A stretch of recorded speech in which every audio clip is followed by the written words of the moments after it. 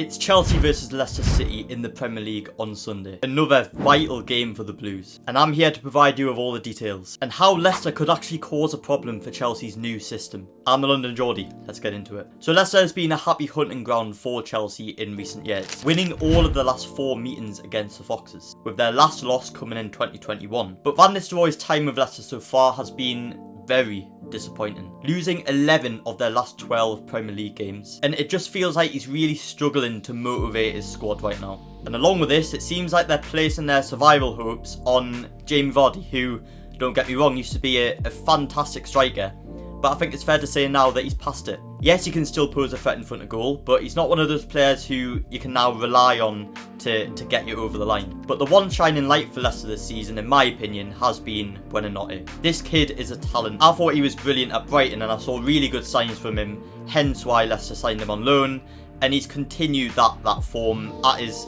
new club.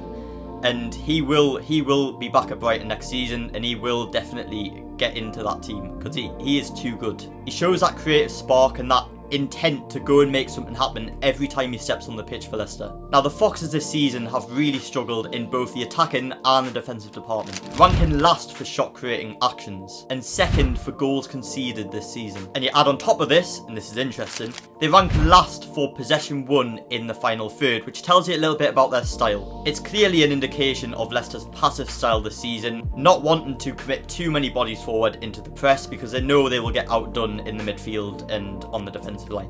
Now, this all looks great for Chelsea, yes, but they themselves will still need to create and convert their chances, and it might not be as easy this time round. But before I do show you, guys who are new to the channel, my name is Lucas Sutherland, also known as the London Geordie, my handle. I'm a UEFA C coach, and I'm also doing a Masters in Performance Analysis in Football, and I'm a very passionate, lifelong Chelsea fan, which is why you're seeing this video right now. So guys, if you are enjoying the video, do go and drop my TikTok a follow, and go and follow me on Instagram. It's coach_Sutherland. Now, why might Leicester cause Chelsea a problem? Against Southampton, Chelsea's strategy was to play patiently in the first phase of the build-up, and then play forward through the lines in a progressive way to then penetrate that attacking line where you had Neto and Nkunku, Palmer and Sancho, and they were matched up against the Southampton backline. Neto, of course, carried out this role really well, able to drift into those channels and able to cause the Southampton defence a lot of problems. Now, in the first phase, Chelsea inverted Cucurella centrally, and this was to instigate Southampton's man-oriented press to come and press them a little bit more, because ultimately Chelsea wanted that space in front of the Southampton defence to open up for these players like Neto and Nkunku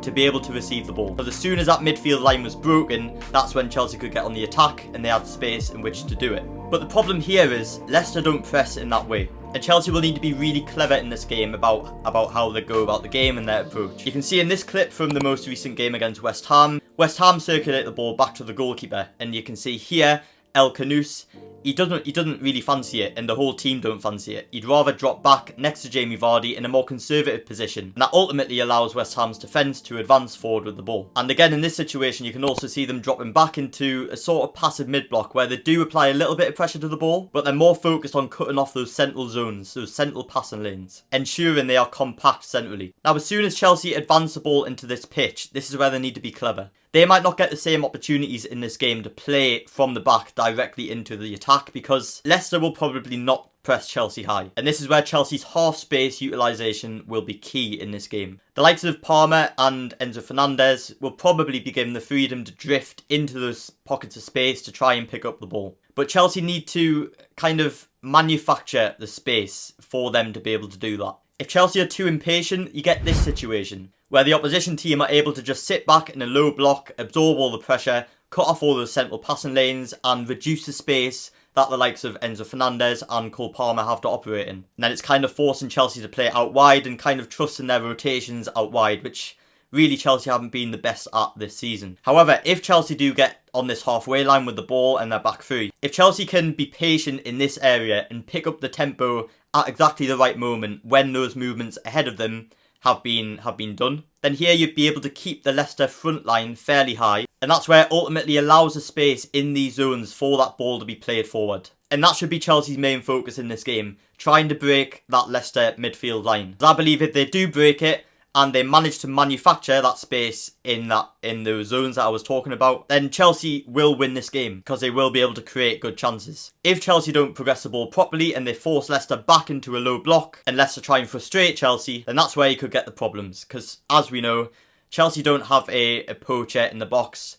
Not someone who's going to get on the end of crosses if that's our last resort. So it's really something that Chelsea need to consider in this game. And of course, we've got Neto up front now, and he's extremely pacey, extremely physical. We need to play to his strengths. His strengths are his ability to drift wide and his ability to run in behind, beyond the back line. So the more we can invite Leicester onto us, and the more we can play those long progressive passes up the pitch, the better off we're going to be. So guys, I hope you have enjoyed that video. That's just a short breakdown of what I expect to see from this game. Don't forget to leave your thoughts in the comments. What do you think this game could bring? And of course, don't forget to follow and subscribe to the channel if you did enjoy that video. Until next time, up the Chelsea.